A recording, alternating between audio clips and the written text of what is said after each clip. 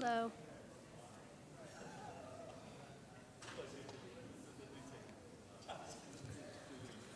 Welcome. Can everybody hear me okay in the back? Are we good? All right, awesome. Well, thank you guys for joining us this evening. Thank you for those that are tuning in online.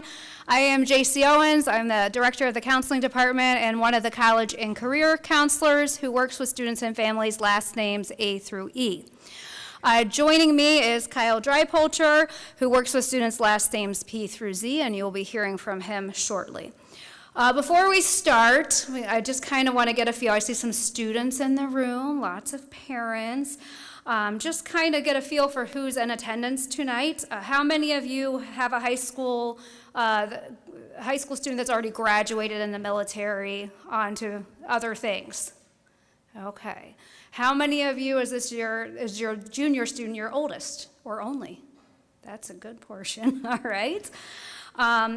Please raise your hand if your junior knows what they want to do after high school with great confidence. Okay, awesome. How many of your juniors are aspiring to attend a 2 or 4 year college after graduation? Good. All right. Very good. Well, we hope, whether this is your youngest, oldest, or only child that's a current junior, we hope that this night will be helpful and helping you work along with us and guiding them to figuring out what they want to do after high school. With 40 years of combined college and career advising experience with our team, we are very excited to begin working with you and your student. We have, like I said, backgrounds in higher education, financial aid, college admissions. So this is what we love to do. We love to work with students, help them figure out their passion and next steps. I know that this can be a stressful, uncertain time at home, and we definitely sense the stress when we talked with your students last week in English class. Just concerned about the future and what needs to be done and just the uncertainty of everything. Please know that we are here to help, whether it is college, workforce, enlistment in the military, or going straight into some sort of business. We're here to help.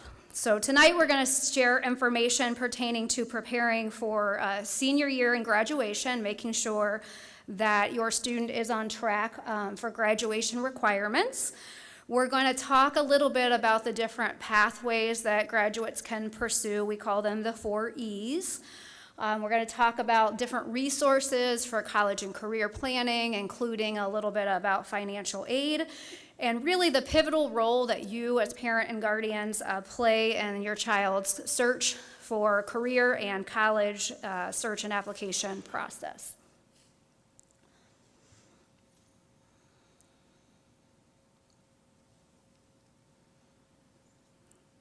There we go. All right, this slide talks about all of the things that your student's college and career counselor that we assist with. Mrs. Baislock, Mr. Drypolcher, and I are constantly connecting with colleges, employers across the country to gather the most up-to-date information regarding college admissions, financial aid, and other important aspects of college. So these are kind of all the different ways that we serve your students. We did meet with them last week for the first time in kind of a group setting via English class, and we talked we basically went over this presentation. So hopefully they did share some of this information with you, but if it's anything like the high schooler that I have at home, I'm guessing they didn't. That's why we have this night, so that you guys are on the same page and the information that we're sharing with them.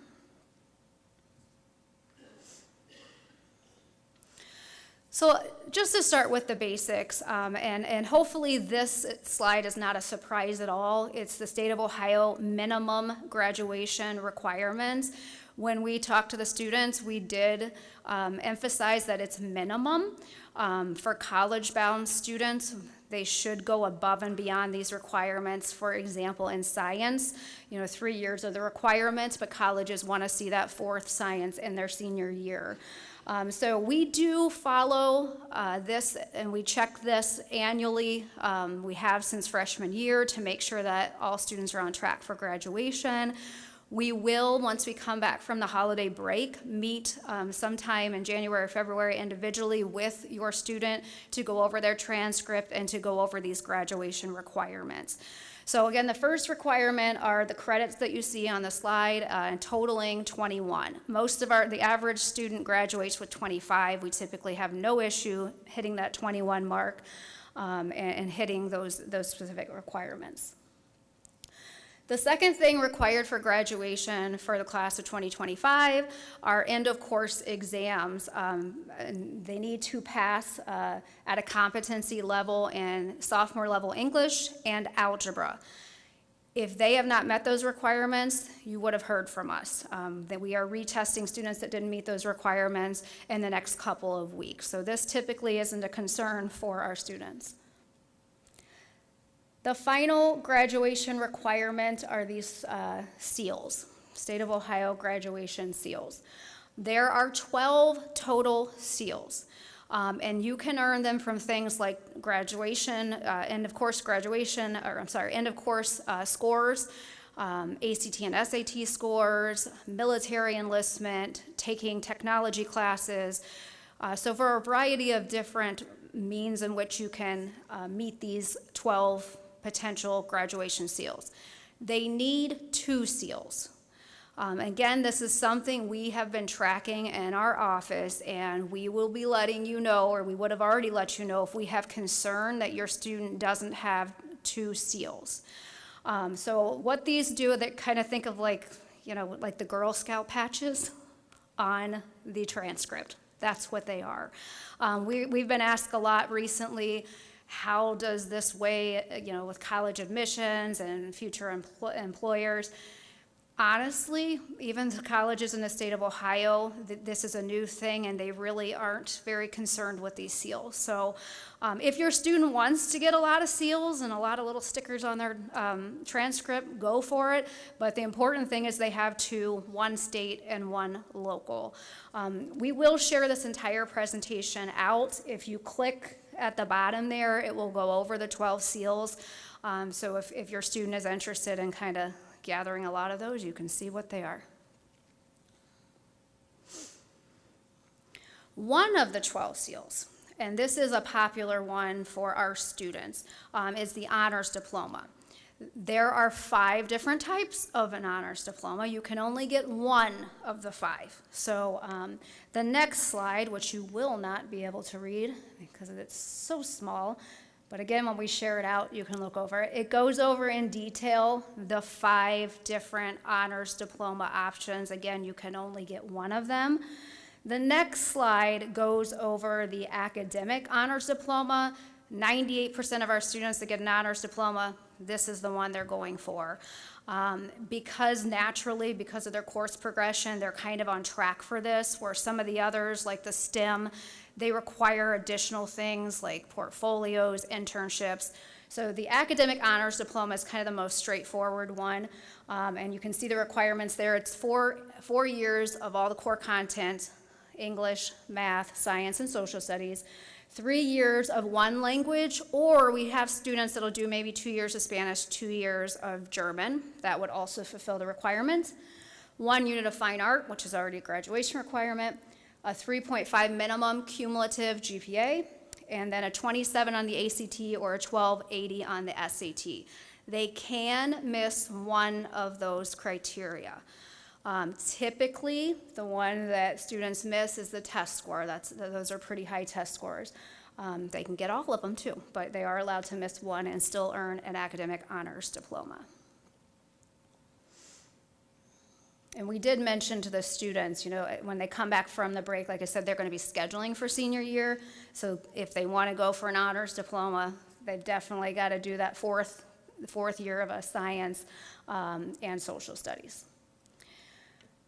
The 4 E's. So again, we try to talk to the students about options, post-graduation, and breaking it down into really 4 different options: going on for further education, going straight to the workforce, enlisting in the military, or starting their own business are the 4 options. Living in parents' basement is not one of the options. We were clear with that. So we would like them, it's a hard thing to figure out what you're going to do for the rest of your life, right? But we wanted them and talked to them about making sure you know which pathway is right for you and starting there. If your student has no idea what pathway makes sense for them, or perhaps they know they want to enroll in a college or university, but they have no idea what they want to study, very typical. Part of high school is taking some of those elective classes in different areas. Take a business class and see if that is a potential area of interest for you. But we also have a great resource in Randy Borosh that we wanted to make sure we let you know about. She's an extension of the college and career counselors, focusing primarily on students who aren't sure of their future, and really need to kind of do some self-investigation, figuring out what they like, what they're good at, and what career fields align with those things. So she has a business background, actually, and is employed through the CVCC and works here part-time with our students. She was just with the juniors a few weeks ago working on their resume. So they, sophomore year, started a professional resume, and a couple weeks ago they updated that resume. We're going to have them do that again at the beginning of senior year. Mrs. Borosh, along with Mrs. Bazelak, Mr. Drypolter, and I can also assist with preparing for an interview, whether it's a college admissions interview, scholarship, part-time employment. She's a great resource for that. I will say that if you would like your student to meet with her, because she is part-time, the easiest thing is to just email her or have your student email her with their availability, their study hall lunch, before or after school, whatever's convenient for them, and she will get back to them with a meeting time. She will ask that they have completed some career assessments prior to meeting with her. Beginning freshman year, we have been in English classes once or twice a year having students do career assessments on Naviance. So they have done many career assessments already. That doesn't mean they can't go back in there and do those assessments again, and we recommend it. They're probably very different than they were freshman year. So we want them to get into their Naviance account under the career tab. There's 8 different assessments that they can complete that will hopefully guide them on the right path for the careers that match their interests and abilities. We spent a lot of time talking about the enrolled pathway, and simply because over the last 10 years, over 85% of our students do go on to some sort of college education, whether it's at a career technical college, a 2-year community college, or a 4-year public or private institution. So we want them as juniors, regardless of what they think their path is at this day, to be prepared coming back as senior to apply to college. What we don't want to see happen, and sadly we do see happen typically annually, is a student will come back and maybe planned on enlisting and did not do the appropriate things junior year, and decide maybe, this time senior year that they want to apply and they're kind of behind on things. So we want all the students to be prepared to apply this coming fall, so that if they don't, that's okay, but at least they're ready.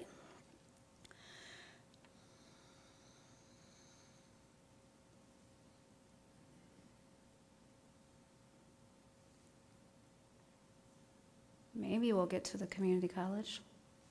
There we go. Okay. Oh, and too far. All right. The community college is the first option that we talked about. Sorry, guys. I'm not going to touch anymore. Okay. There we go. All right. And we talked about that as an option that we want all students to consider. And we talked about kind of the benefits of a 2-year college and why a student might want to consider that. One, obviously, depending on what career you're headed in, some careers only require associate degree. So, physical therapy assistant, occupational therapy assistant, and that would be, obviously, the community college route would make sense. We also see a growing number of our graduates start at a 2-year college for one of 2 reasons typically. It's obviously a lot more affordable, and in the state of Ohio, there's guaranteed transfer from Ohio Community College to Ohio 4-year public college. So we do see, to save money, students go ahead with a 2-year college as a starting point. And the other reason is if a student maybe wants to go to a more selective college, let's say the Ohio State University, and maybe they don't have, that 3.95 average GPA of accepted students, but they really want to go to Columbus, they really want to be a Buckeye, they might spend a semester or two at Tri-C and then transfer, because then it's the college GPA they're looking at upon transfer. So nationally, 45% of students do start and or finish at a 2-year college for these reasons mentioned. So as you know, there are 4-year public and private options. So we talked a lot about like the differences of both a public and a private institution as far as like how they're funded is very different. Obviously, the size of the student body, is different. The classroom looks a lot different at a smaller private institution versus a larger public institution. And we just ask the students to really look internally and what is important to them and how do they learn best. If they're at Baldwin Wallace and College Comp and, there are maybe 30 other students in there, how does that feel? They're going to be asked to participate more and things like that versus maybe a larger institution where they're one of 100, 200, 300. Are they going to be the student, if they're struggling, that's going to go to the professor's office hours for assistance? Are they going to get together with buddies in the class? They're going to go to the tutoring center. Are they going to self-advocate? So we talked a little bit about like the pros and cons of a public versus a private institution as far as, different offerings academically, socially. A lot of times the public schools have more majors to choose from. Tuition cost is, I'm a parent too. I've already planned for my child to go off to school. That's a big thing. And obviously the sticker price of a private institution is quite a bit more than their public counterparts. We do see, though, in our office, especially over the last few years, the private institutions, because they're privately funded, they are typically giving more robust aid packages, especially merit-based aid. So tuition, yes, scary at some of these schools, but I would not rule out a school at this stage of the search process because of the tuition, like I said, because a lot of the private schools are able to give more in the way of financial aid, and at the end of the day, are a lot of times just as affordable as the public schools, especially if your student is a good student. College search. So that's a big thing juniors should be doing right now. And there's lots of different ways to start that process and continue along with their search. We ask them to begin thinking about what's important to them, thinking about some of the factors on this slide. How far away are you comfortable being from your family? If you are an airplane ride away, what does that look like? Is there a direct flight? Or is, how far is the campus from the airport? How many layovers are we looking at? What's the expense? That sort of thing. Academic environment, that goes, of course, things like class size, like we talked about. Admission standards is just really where they have to be, take a good look at themselves and really their transcript. And they can look at Naviance, they can put in the college in Naviance, and it'll tell them current data of, freshmen on campus, what their cumulative high school GPA was, so they can get an idea of the average GPA of accepted students, and know if that's a realistic school for them academically with the admission standards that are stated. Size and enrollment, again, we've talked about that a little bit with a private school, and just different things that the college has to offer with activities, things they might be interested in, what are they going to be doing on the weekend. If it is a school that's kind of too far away to come home every weekend, what does the student body do? And are they going to fit in with that? Campus appeal, they've got to get on campus to really get a feel for this. So we strongly encourage them to start or continue visiting college campuses. Junior year is the time to take planned absences and take your child to see some of these campuses. We strongly urge them to see both a public and a private themselves. You know, they come in with these preconceived notions about what would be the best fit for them. And then sometimes, you know, getting on campus, they change their mind. So starting to plan some visits, looking at our school calendar for the rest of the year. Our spring break typically does not align with the spring break of colleges. Their spring breaks are typically earlier, so spring break is a great time to visit. But even if they need to take, like I said, planned absence, if they need to take time off school and planning just, you know, a visit where they can hopefully see a lot of different schools. You know, we'll have students that want to apply to Miami University. On your way down, see Ashland, Columbus, check out Wittenberg. So making the trip, you know, worthwhile, hitting a lot of schools, and kind of helping your student keep track of, right after the visit, what they liked and what they didn't like, because it can get a little confusing and, you know, hard to differentiate, especially if you're doing a lot of visits on the same trip.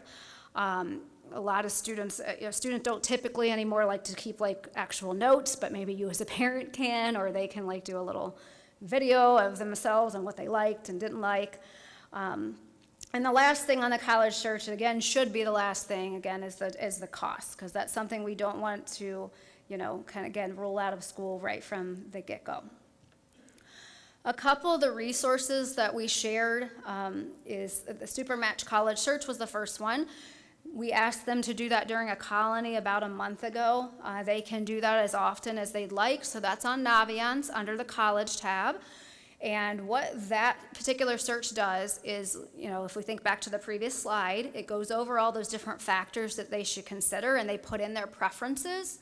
And then at the end, it's matching them with colleges that, you know, all the things that are important to them that really match up with them nicely. They do put in like their cumulative GPA. If they already have an ACT and SAT score, they can put that in. And they can, again, do that as often as things change or as they start to solidify what's important to them. But that's a really, really great resource as a starting point to get a list of colleges that they maybe want to look into further. College Board has a similar resource. It's called Big Future Scholarship Opportunity. So by doing things that the students should already be doing, you know, starting their college list, if they do that on College Board, through the Big Future Scholarship Opportunity, they're automatically entered into scholarships just by doing things like making your college list.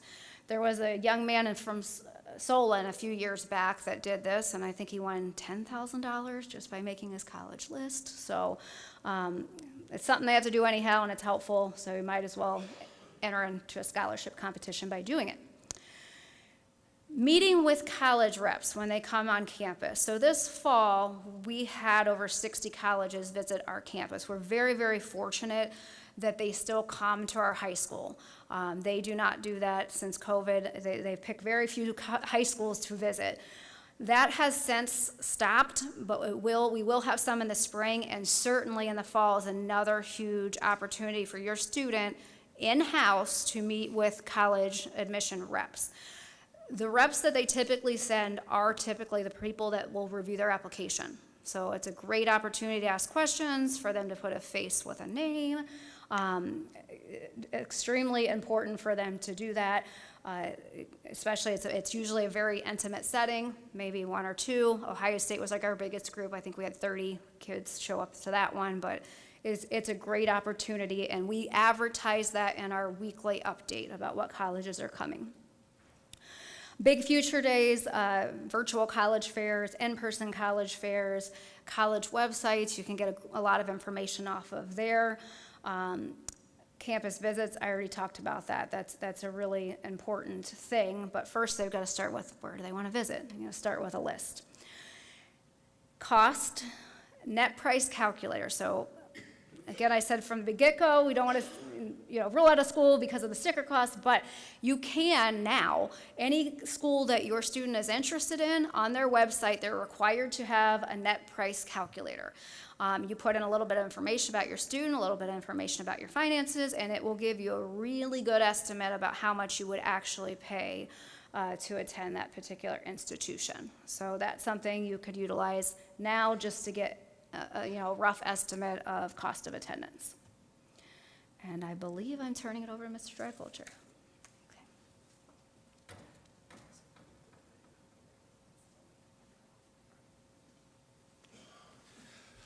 Hi, good evening, everyone.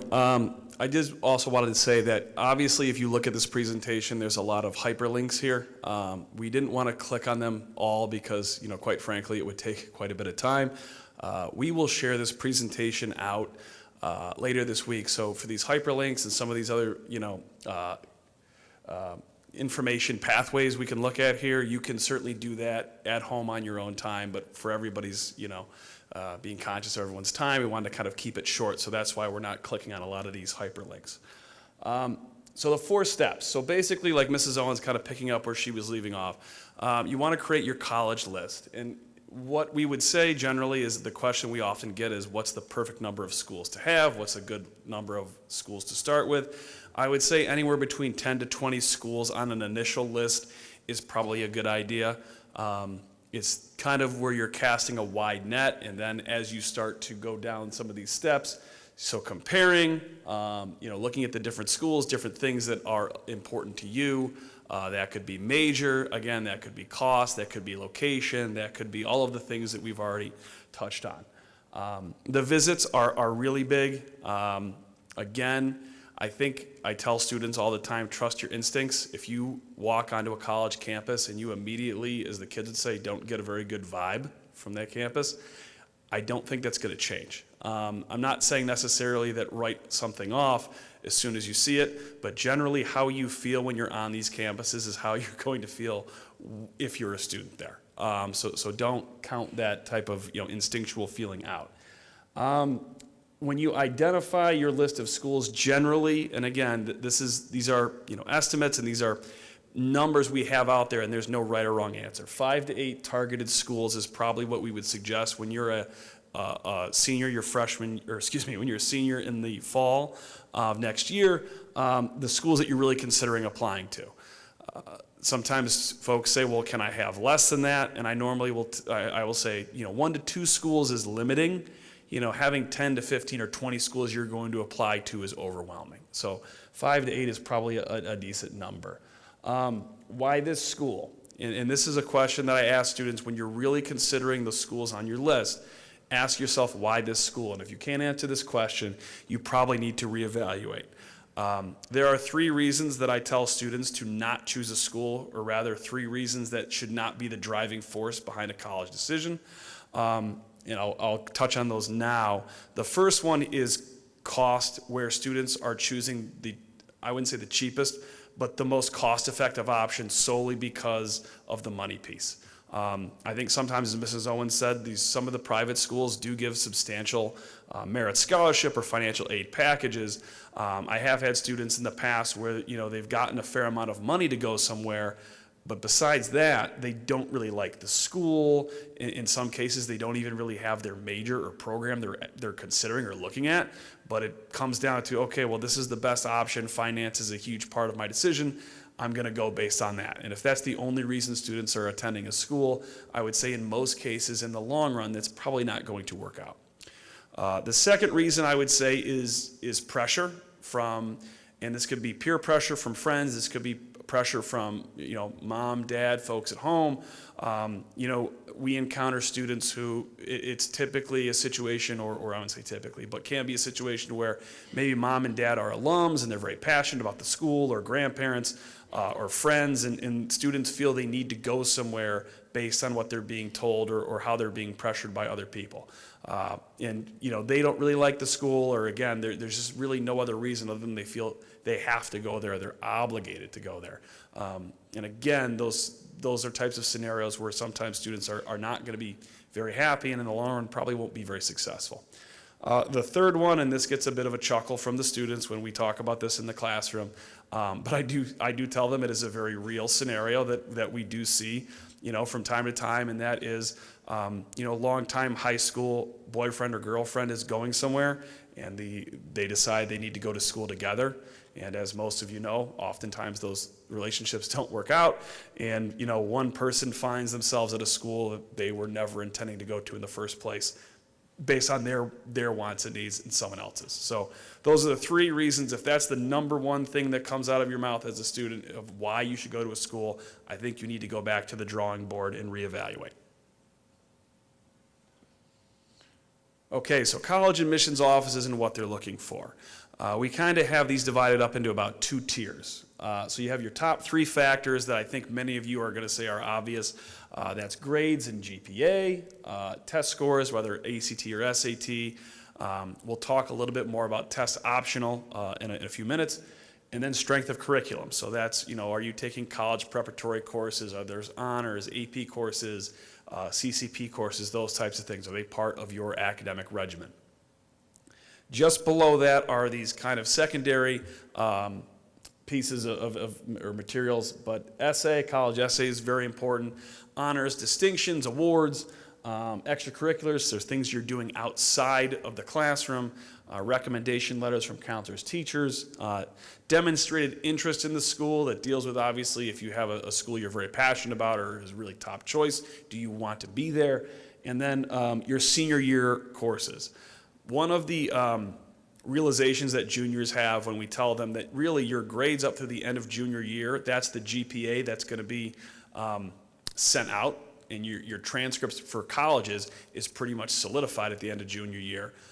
So one of the myths or misnomers is students say, okay, well, if I take an easy senior schedule or I let off the gas pedal a little bit, it doesn't matter because at the end of the day, colleges are not going to look at my senior year schedule or grades. Our transcripts have your senior schedule on it, so even without taking into account your grades senior year, at the very least, colleges are going to see your senior year schedule, and many of the more selective schools are going to ask for, or it is an advantage to students to send updated semester grades in the senior year when they get them. So certainly do not count out the senior year grades and senior year schedule in terms of rigor and how important it is in the process. Okay, so selective schools and what they consider. And in a few minutes, I actually have a gentleman here who will be talking more about selective schools, but kind of a snapshot overview. And I think sometimes high school students have a tendency, and it's understandable, you've lived in maybe a community your whole life, and it can kind of be a little bit of a bubble where you see yourself or you compare yourself to your classmates or to maybe other schools in the area, but you don't really look at the big picture. So if we think about it this way, and this is just kind of an example, there's about 25,000 high schools in the United States. So if you were to take the top 10 students in each high school across the country, you'd have about 250,000, seniors. And all of these students, or if you think about it, for some of these more selective schools, that is a lot more students than I think sometimes high school seniors realize that you might be competing with or being matched up against. High test scores and extensive AP and honors coursework, it's not seen as an accomplishment or badge of honor. It is more so the ticket to the game, okay, is how I would explain it. So there's no perfect equation that guarantees acceptance. So, you can sit there and say, I have a very high ACT or SAT score, I'm in these clubs. There's a lot more that goes into it, and it's just something to be mindful of because sometimes we have students, if they're waitlisted or denied, or they don't get into this dream school or one of those selective schools, it can be a bit dejecting or a blow to a student's ego when you've had such success through high school. And you should be proud of what you do, but you need to realize in the context of, on a national level, it is very competitive, and I think has gotten more so, realistically speaking, as the years have gone on, even from 10 or 15 years ago. Okay, so some of the myths about college. And Mrs. Owens and I hear this a lot from students, especially when we have our senior meetings and meet with the students and parents. It takes all A's to get into a good college or a strong college. The reality for many of our students here, especially those students who are challenging themselves with honors or AP level coursework, is in many cases, most students are not going to have straight A's. Right? You might be working very hard in an AP class and it's challenging, which it's meant to be. And maybe, with all of your hard work and effort, a B is what you can do, okay? Or that's really what you've accomplished. There's nothing wrong with that. Colleges like to see consistency and they like to see growth. They like to see, are you challenging yourself? That's pretty obvious even when you're just looking at a piece of paper, if a student is working to their full potential. So that more than just saying, does this student have straight A's? Are straight A's impressive? Sure. Can they be important in cases? Yes. But having a B or maybe even a C at times is not the end-all be-all. And students are more than just grades. Test scores will make or break your admissions chances. Test scores are important. Again, we will get into the test optional piece in a couple minutes. Colleges will tell you that they are looking holistically at students. So holistically obviously means it's not just one thing. Holistic involves test scores, transcript, extracurriculars, recommendations. It's looking at an entire body of work more so than it is just one thing. A name brand college means if you go there that you'll have a lot more success in life because people know it. I know this can be a bit of a double-edged sword where, yes, if you go to Harvard or Yale, do people know that school? Yes. I will tell students all the time, we have a subsidiary of NASA over in Berea, I think, or Brook Park by the airport. And there are folks there sitting next to each other doing, engineers, and one went to Ohio State and one went to Stanford. And they're working in the same place and doing the same job. So college often is what you make of it. It's the opportunities that you seize while you're there. So just because, sometimes students say, well, I didn't go to Northwestern, I'm not going to Harvard, I'm not going to Princeton. Just the name is only a piece of the opportunities at those schools. The more selective a school is, means the better it is. Obviously if a school has a high competitive admissions rate, yes, are they looking at high quality students? Yes. Does that mean if you get into that school that you're guaranteed, your ticket is stamped to be successful? Not necessarily. If you don't get into that school, does that mean, everything's ruined? No. What we always tell students in really this, if you look at research, college success is, I think, really driven by fit, okay? Are you in a place where you're happy? Are you at a school that fits your personality, your personal needs? It's a very case-by-case individual conversation that students need to have with parents, teachers, counselors. Fit is really going to be what determines a student who starts in college and finishes in 4 years. That's the reality. Okay, so very briefly, NCAA, we do have obviously a lot of very accomplished athletic teams here. If students believe, and typically this is, a combination of meeting with students and talking with coaches and parents. If students believe that they are or anticipating they will participate in Division I or Division II athletics, they will need to go through it. It was formerly called the NCAA Clearinghouse. They now call it the NCAA Eligibility Center. The concept is the same. You have to have a profile. They will need a transcript uploaded. Normally what I tell folks, and especially now, you really can't do anything until junior year is done. So more often than not, we'll start communicating about this at the end of junior year into even the fall of senior year. We don't need to belabor this point. If you find yourself in this category, or I've talked with your coaches, and I will reach out and we will identify who those students are. We'll help you get set up. Okay, so getting on to testing as I said we would. The ACT and the SAT, right? We basically have two college entrance exam options for students. There are some differences. This might not be the best analogy to use, but I always try to tell students they're like Pepsi and Coca-Cola, okay? They're very similar, some differences. At the end of the day, they're pretty much trying to do the same thing. But for SAT, there's two sections, math, and then an evidence-based reading or writing, or what sometimes is called a verbal section. About 3 hours long. It's out of 1,600 points between those two sections. The ACT has 4 sections, which includes a science, which is, I think, the biggest differentiation between the two tests, and an optional essay section that you could take. It's about the same length and then an additional 45 minutes with the essay. It's scored out of 36. The composite score, and this is sometimes what parents don't even realize, the composite score is not an average of your sub-scores on the sections. So a little more complicated with the scoring is where the SAT, you simply add up 2 sections together to get your composite out of the 1600. Okay, again, we will share this out, so don't feel like if this slide goes away, you won't know what the test dates are coming up for the SAT here. Essentially, obviously, if you're looking at this, there's 3 digital test dates coming up in March, May, and June. And then the ACT test dates, February, April, June, and July. And you would register on their websites. Again, we will share this out, so those links on the previous slide, you can access those. And you would register, and then we are a national testing site for SAT. I believe ACT we no longer are going to offer at all here, which is not the end of the world, but if you sign up for that test, you're probably going to be taking it at Normandy High School or North Royalton or another school in the area.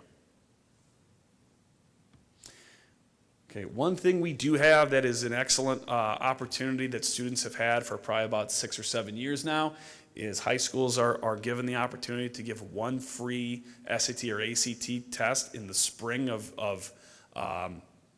in the spring that they can give to their juniors. So all of our juniors here will have the opportunity to take the SAT in school for free on Wednesday, March 6th. You don't have to register for it. We will take care of all of that. Students just have to be here in the morning to take the exam. It's a great opportunity. For many students, it might be the first time they've taken an SAT or ACT. You can kind of use that as a measuring stick to gauge where they're at. And then if they want to retake that exam or take an ACT also in the spring, which I would probably recommend you do, you can use your discretion at that. From the testing standpoint, I would say that, I get a question, should I take the SAT, should I take the ACT?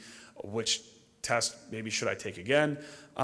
Students will normally find that they maybe do slightly better on one of those tests than the other, and there isn't a formula. Some students think the SAT is more suited to them. Some students feel like the ACT might be more suited to their abilities. The SAT still has, even now it's been revamped, it still has some elements of what would be a traditional aptitude test.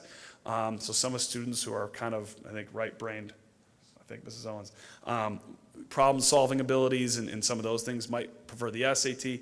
Or the ACT is more curriculum-based on, concepts and different things they've been doing in school. But again, that's on an individual student basis. So our recommendation is to take each test at least once, and students can then decide which test, if they want to take a test again, whichever test they feel they're better suited for. Okay, so test optional. We are still, and I would say, I know this has been kind of an overused metaphor or analogy, building the plane as we're flying it. Out of COVID really is when this test optional movement started, when students were closed out of taking exams. There was virtual learning. Some students weren't in their school buildings. And I think overall, as a nation, students were, I think, missing out on educational opportunities that would allow them to show their full potential on tests. So, as of now, most colleges or universities, and I don't want to say all, and you can look this up online if you choose about what colleges or universities across the country or within the state of Ohio that are going to be test optional or continue to be test optional. The far majority of colleges will be test optional through 2025. So this group here, this senior group of 2025, may be the last group, I think, that falls under that completely or the majority test optional umbrella. So if you have any younger students coming in after these juniors, it could change. We don't know. So we're in the same position that everybody is.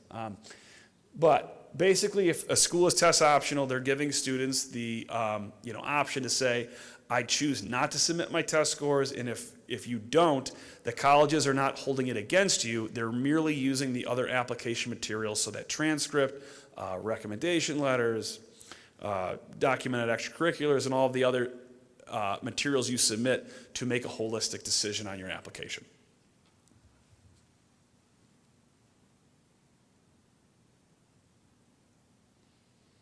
Okay, briefly for the SAT, many of the students here, and I would say our maths folks especially, have had our students using Khan Academy. Khan Academy is a free, it's multifaceted where students can do test prep. For the SAT, they can also get tutoring. There's videos and different things that can help students in any facet of education. One of the big things that you can do, though, is for SAT practice, you can link your Khan Academy account, and it's free. That's I think the big selling point of Khan Academy with your College Board account, and you can do test prep directly related to SAT questions, PSAT, etc. So just, again, if this is something students are interested in, they can do it on their own time. And again, we will share this out with you so you don't have to worry about trying to find this on your own. Okay, so financial aid. We have a financial aid night I will talk about in a few slides, but just from the standpoint of financial aid, I think this is one of those areas where students especially, it's a little bit foreign to most high school students. They don't deal much with the financial aspects of their lives. That's more on mom and dad. But financial aid at the college level deals with, basically laying out to students, here's, loans, money, student loans, money that you borrow that you have to pay back. Grants, it's money received in scholarships, falls under this umbrella. It's money that does not have to be paid back. And then scholarships can be academic, athletic, grants similar. And then work-study program, which you have to qualify for, where students can work on campus to earn money that they can put towards books, classes, and other things. So just a very brief overview. Scholarships, colleges, students will start to hear about this, especially in the end of junior years, about merit-based scholarships. Merit means essentially it's not based on any type of financial need. The merit is academic performance, it's test scores, transcripts, those types of things. General websites that are good for scholarship search, still fastweb.com has been around for pretty much forever, since the internet. These are scholarship databases where you can create an account, you can put on search filters, so you can look at different geographic regions, majors, all different types of parameters to find scholarships that might pertain to you. Parent employment is one that I think sometimes parents work at a company that has a scholarship they don't even know about, and the owner or your boss will say, yeah, we haven't had someone in 5 years ask about it, but it's just been sitting here. So those are opportunities. Community organizations, so your local church, Boy Scouts, Girl Scouts, charities oftentimes have scholarships that for quite honest, people are just not aware of. Local scholarships here, you can apply in the fall of your senior year for what are called our community or local scholarships. We will talk about that with your students and you as parents on our senior night next year. So, and then the College Board Opportunity Scholarships that we talked about already briefly, the Big Future and some of those things. Okay, so financial aid night. This is probably a big one, especially for senior parents who are in the throngs of the financial aid, FAFSA, and doing all that stuff currently. I do think this is a tremendously great opportunity, especially for junior parents, to get a precursor now to the financial aspect of how the college process works. So this is going to be Monday night, December 18th, so 2 weeks from tonight, 7 o'clock, same place. We have the Kent State University Financial Services Department here who are going to be running the session. They're phenomenal. They're very knowledgeable, and we will oftentimes open it up at the end for Q&A. We try to ask that the questions are more general, but a lot of good information about the financial aid process, which for anybody, even if you went to college, 20, 25 years ago, the financial aid and the whole process has changed dramatically. Topics we will talk about is the revamped FAFSA. We'll talk a little bit more in depthly about scholarships, loans, grants, and other important information related to financing the college education.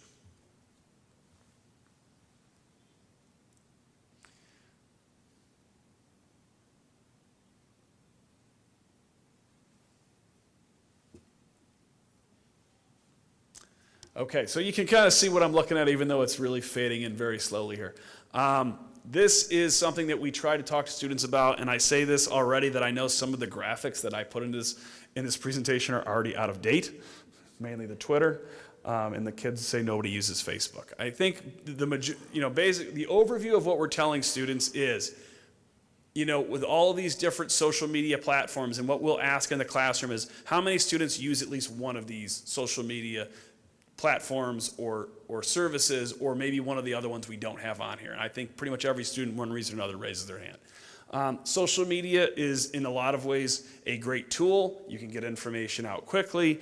It can be used for a lot of positive things in education and otherwise. I think what we try to impress upon students is be mindful of what you're putting out online.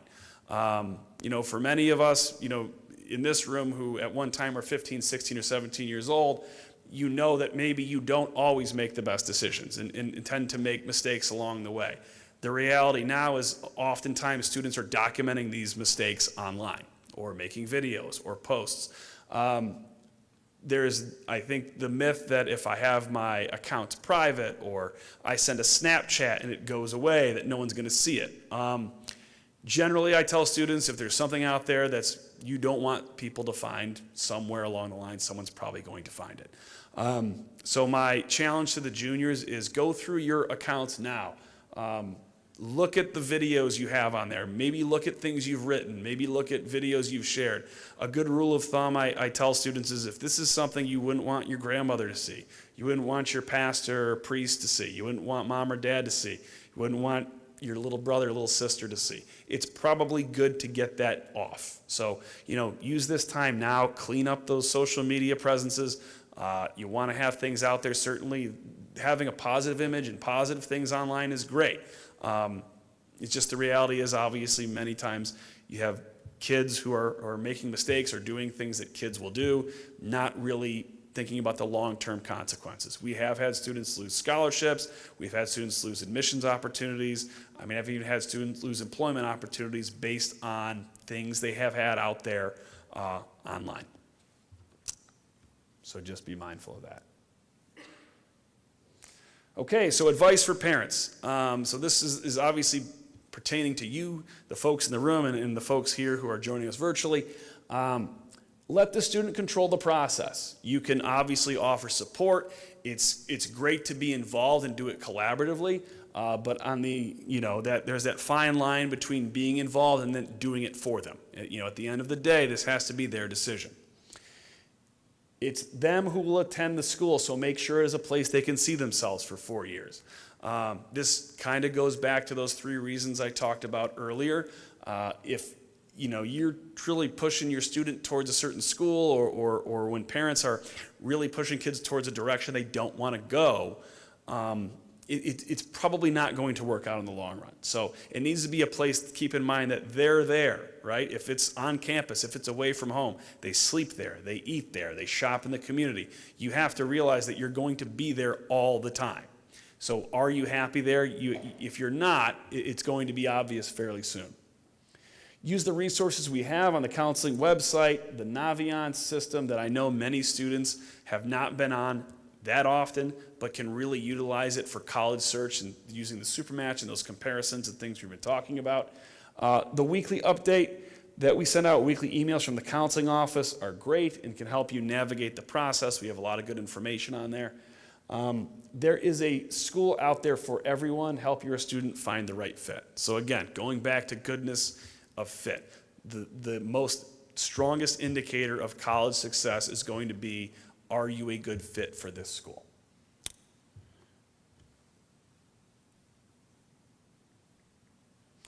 Okay, so the next steps, stay connected. We talked about, students especially, I know that they have a lot of emails. If we have an email that's sent from our, through Naviance, it's something that you need to know. Follow the junior year checklist. Again, I will send this out. This is a hyperlink. We've already had the junior checklist. We actually sent out, I think last month when we did the Colony video where we talked about Supermatch. But again, we'll send this out again so folks can look at it. It's a nice little kind of month-by-month timeline to see what you should be doing when. I don't want to scare anybody. Up until this point, you're fine. Right now is when students are starting to think about different schools. A lot of times I think juniors think, oh, I'm already behind the 8 ball. You're not. Just start looking at those things now. Talking about completing the junior questionnaire, this helps for us to get to know you as students, to know your goals and some of those preliminary ideas you have for the process. Register for an SAT and or ACT. Obviously, again, we have the free SAT that you'll already take in March. So outside of that is what you can look at doing. College search resources, individual college and career planning meetings. We will send information out after the holidays when we come back about opportunities for students and parents to meet with us one-on-one to talk about the college process, ideas for senior scheduling, those types of things. If you have questions, you can schedule an appointment and we will be happy. And it's oftentimes really nice to get an idea of what you're doing now or into the spring, and then we really hit the ground running into senior year. Okay, so without further ado, I'm going to bring a gentleman up here. His name is Dave Dobus. He is the founder and president of Next Level Prep, which if any of you in here and maybe the folks live streaming maybe had their student attend last Friday. These are full day SAT, ACT prep seminars that we're going to be running throughout the course of the year. We had one this past Friday. We will have 2 more this year. Dave, on top of being the founder and president of Next Level Prep, is the co-chair of the MIT Educational Council of Central Ohio. I'll let him talk a little bit more about that. And basically what we rely on with Dave is the college prep or prepping for exams, but also being involved with the MIT admissions office, giving you guys an opportunity to hear from a perspective of an insider about what you should know about some of those more competitive and highly selective schools. So without further ado, Dave, come on. Thank you. There'll be no more slides, at least from me. And I will try to be brief. You've all been here a long time. Heard a lot of good information. By the way, there are not very many high schools in the entire state that put on a program like this. So recognize that you've got some really tremendous counselors here at Brecksville Broadview Heights High School. With that, I'm going to talk about 3 things in the next few minutes. The first is the SAT and ACT preparation we provide here at the school. The second will be to give you just a quick perspective on the college admissions scene, if you will, at highly competitive universities. And then the third thing is to talk a little bit about college interviews and what students can expect from them. And we're going to try to accomplish all that in about 10, 12 minutes, okay? So the first is the Brecksville High School has contracted with us as a company to provide SAT, ACT preparation. Basically, the school subsidizes the cost for students. We actually provided an ACT. I don't know if any of your students were involved in this. On Friday, I see at least one ACT preparation. We had a whole day last Friday. On Friday, March 1st, we will conduct an SAT seminar, which is just prior, of course, to the statewide administration that everyone at Brecksville will take on all juniors will take on the 6th of March. And then we'll have another one later in the year that is both SAT and ACT combined. That's going to be a little bit more expensive. Basically, what we do in our seminars are 3 things. One, we make sure students understand the test structure. And in particular this year for the SAT, and you'll need to update your slide next year, the SAT is making major changes starting in March. It's no longer going to be a 3-hour test. It'll only be a 2-hour, 15-minute test. It's going to have fewer questions. It's going to be all digital.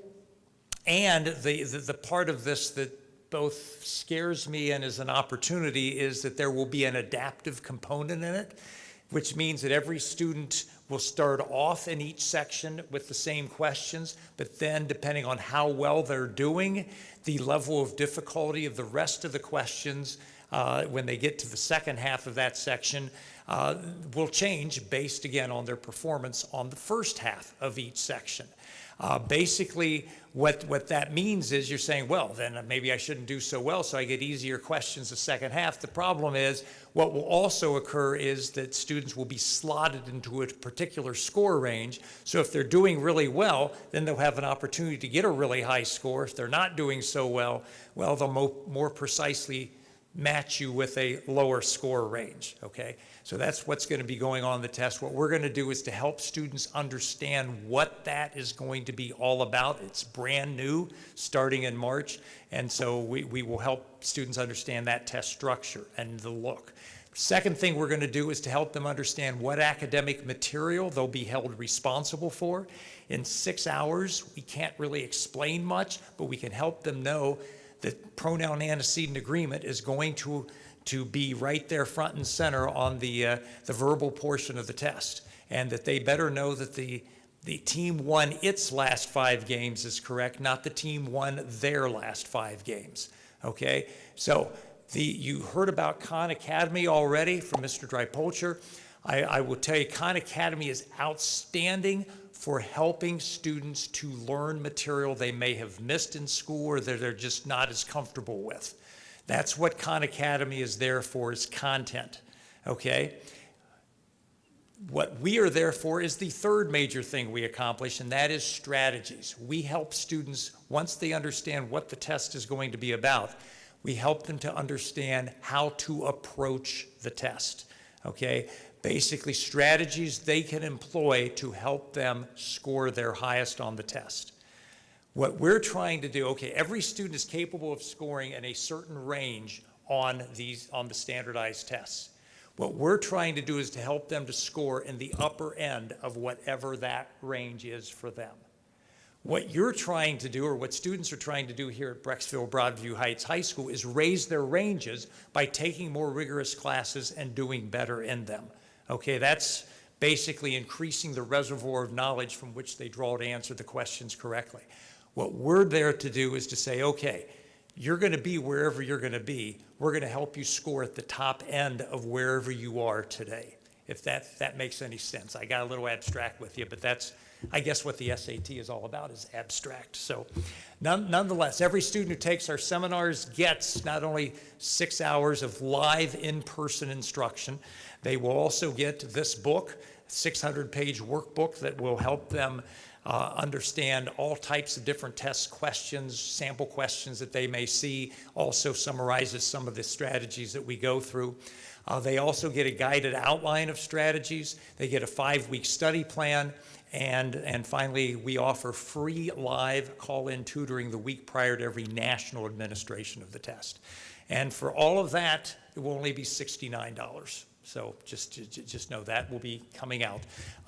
The one that will be in April, May, yeah, near the end of the spring, yeah, end of April.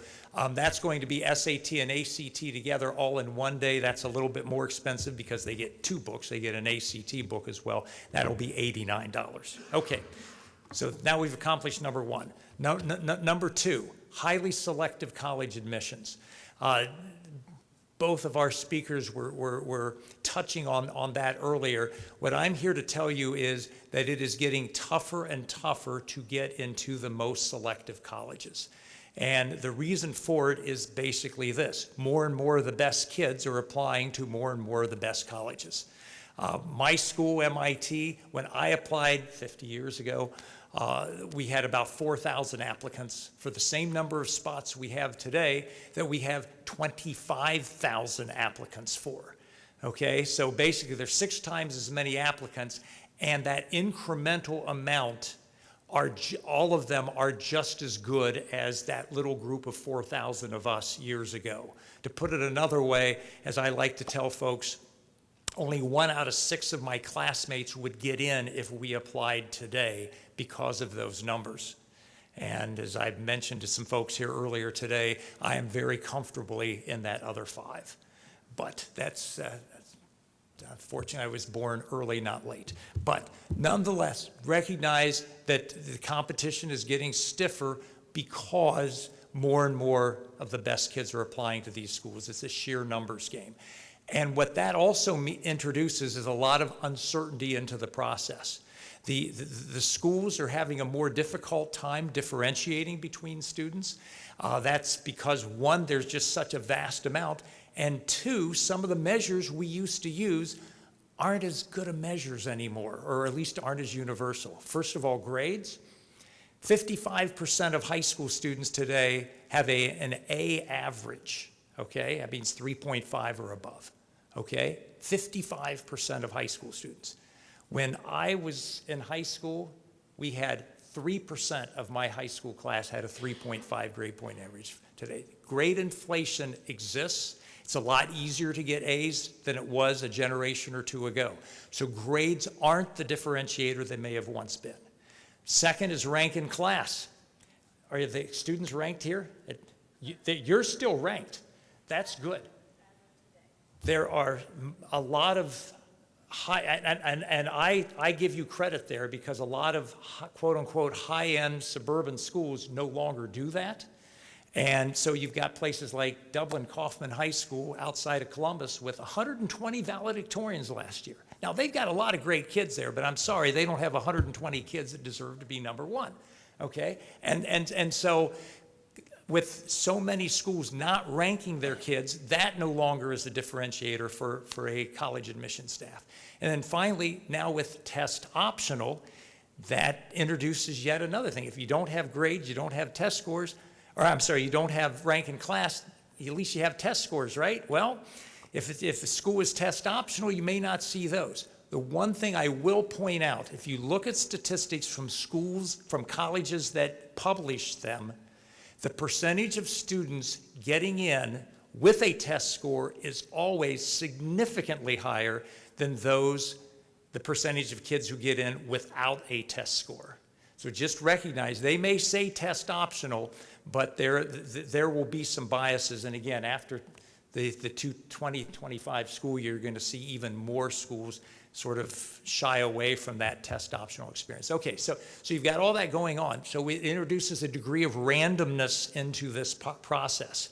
And so a lot will depend on everything else in the application, everything from extracurricular activities to essays to interview to this, that, and the other.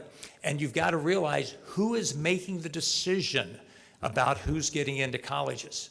Okay, it's people, people like you and me reading folders, reading hundreds of folders, maybe reading thousands of folders. Okay, and here's another big thing, that you have so many more students applying to these schools, so you have an applicant pool that's much larger. Who is actually reading the applications now? Back when I served on the admissions staff at MIT, there were only 2 of us under 30 and a staff of 10. Okay? And so it was a lot of very experienced folks who knew how to read applications, and they taught us how, so that we all would lose our biases and read them in a very, very objective manner. Well, now you're seeing much larger admission staffs, because you have to read 6 times as many applications, and most of them are much, much younger people. In fact, the average college admissions person now is between age 22 to 27. Typically, 3/4 of staffs are young people under 30 reading the application, and therefore the calibration amongst readers is not nearly as much. So you've got that uncertainty into it, as well as if you're reading 30 or 40 applications in a day, well, something that might excite you in the morning, it may not excite you as much in the afternoon. We all have differences of opinion, especially if there's less calibration. And so you could be reading an application, say, this kid's the best thing ever. You read the application and say, well, pretty good, but no great shakes. And then another application comes along that really turns you on, and you're there like, well, the kid's only so-so. And so there's a lot of judgment involved. There's a lot of uncertainty. The process has become much more random. So great test scores and good extracurricular activities don't assure admission anywhere. They can only improve your chances. Okay, so I don't want to how do I want to put this? I'm probably smearing this whole process, but just recognize there is uncertainty in it. And the better qualifications you have, the better chances you have, but nothing will assure admission anywhere. Okay, part 3, the interview. There are 2 purposes to a college interview. The first is for you as an applicant, and by the way, it is the applicant and the interviewer, not parents. Parents won't be involved in those interviews. But the first purpose is for the applicant to get his or her questions answered about the college and its admissions process.